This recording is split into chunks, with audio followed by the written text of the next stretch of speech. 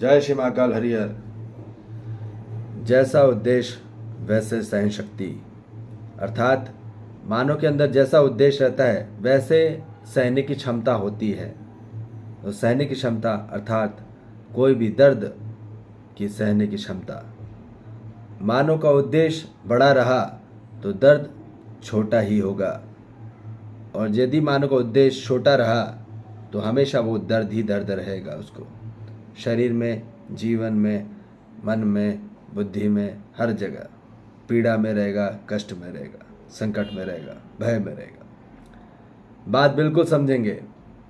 अर्थात मानव का उद्देश्य सही रहा, सही दिशा में रहा, सही दृष्टि में रहा, सही कला में रहा तो मानव के अंदर ऊर्जा रहती ही रहती है, हमेशा, लगातार, निरंतर, निराकार रूप में, तदाकार रूप में, शिवकार रूप में। बात बिल्कुल समझेंगे। मानव के अंदर उद्देश्य रहा तो मजबूती रहेगी, उद्देश्य ही नहीं रहा तो दर्द ही दर्द होने वाला है। बात बिल्कुल समझेंगे। आप देखिए कई लोग के अंदर में यदि जैसे ही कोई उद्देश्य नहीं होता है जीवन में, आपको देखो सब बीमारी आना चालू हो जाती है, सब प्रकार के आपको कमजोरी लगने लग जाती है जीवन में।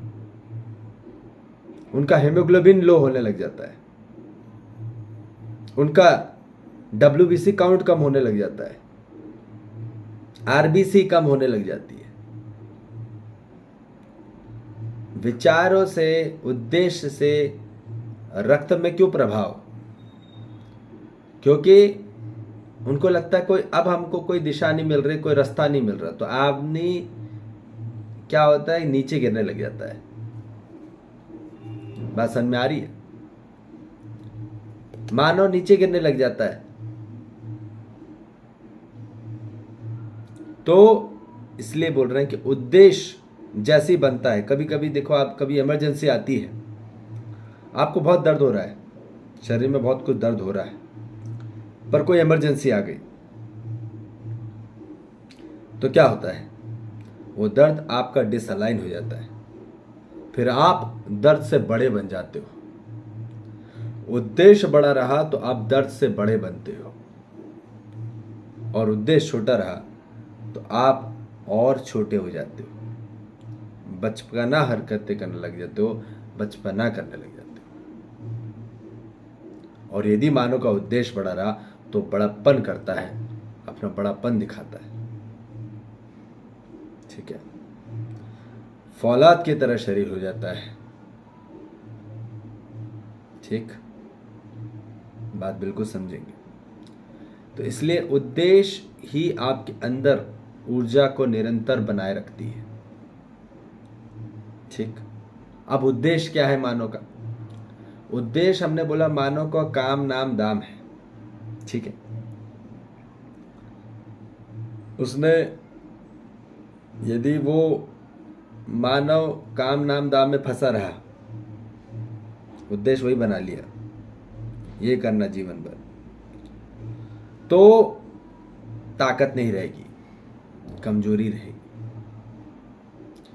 कहीं ना कहीं वो आगे तो बढ़ेगा, पर बात बिल्कुल समझेंगे कि शरीर में ताकत रहेगी मगर जीवन में नहीं रहेगी।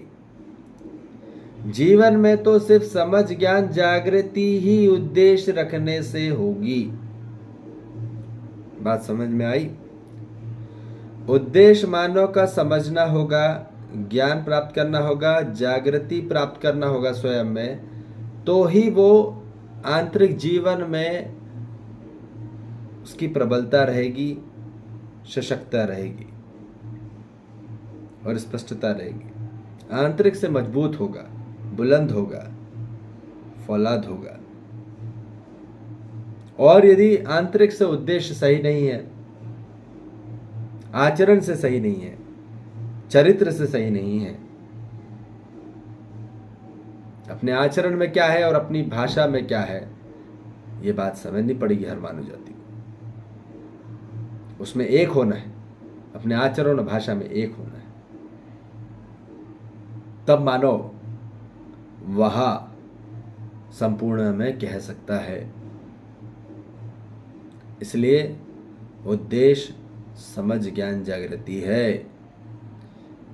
इसको बड़ा बनाओ, समझ को बड़ा बनाओ, काम को बड़ा मत बनाओ, नाम को मत बढ़ाओ, दाम को मत बड़ा बनाओ। बात समझ में आ रही है?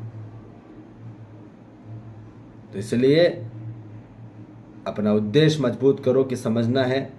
समझ में आ गया तो कोई भी फिर समस्या नहीं, स्वीकृति होगी, स्वीकार होगा। अब जब स्वीकार होगा, आंतरिक में मानव के अंदर फूल होंगे, ठीक। और स्वीकार नहीं होगा तो अपने अंदर ही कांटे चुभेंगे। तो इसलिए बिल्कुल बात समझ लेंगे हर मानव जाति के लिए कि लोगों को उद्देश्य से मजबूत करना है। अपने परिवार में, अपने समाज में उद्देश्य के साथ कनेक्ट करें। जिसको भी बहुत ज़्यादा दर्द होता है, पीड़ा होती है, संकट होता है, वो इसलिए होता है क्योंकि वो उसके जीवन में उद्देश्य नहीं है।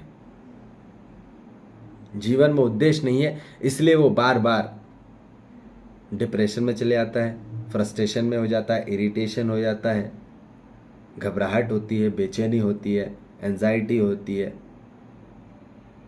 ठीक है, ये बात बिल्कुल समझेंगे। इसलिए यदि उद्देश्य आया, जैसे ही उद्देश्य आता है मानव के अंदर, तो उसके अंदर का आरबीसी काउंट बढ़ने लग जाता है, हीमोग्लोबिन बढ़ने लग जाता है, बगैर कोई दवाई के। बस सुनने आ रही? उद्देश्य बनाता है आपके जीवन का रक्त। तो जैसा उद्देश्य वैसे सहन शक्ति। अपना टॉलरेंस लिमिट बढ़ाओ।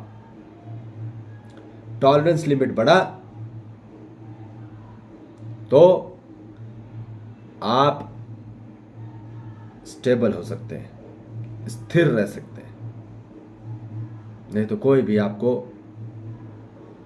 नचा सकता है और आप टूट सकते हो। इसलिए स्टेबिलिटी के साथ फ्लेक्सिबिलिटी भी बहुत ज़रूरी है, ठीक। और वो आती सिर्फ उद्देश्य से।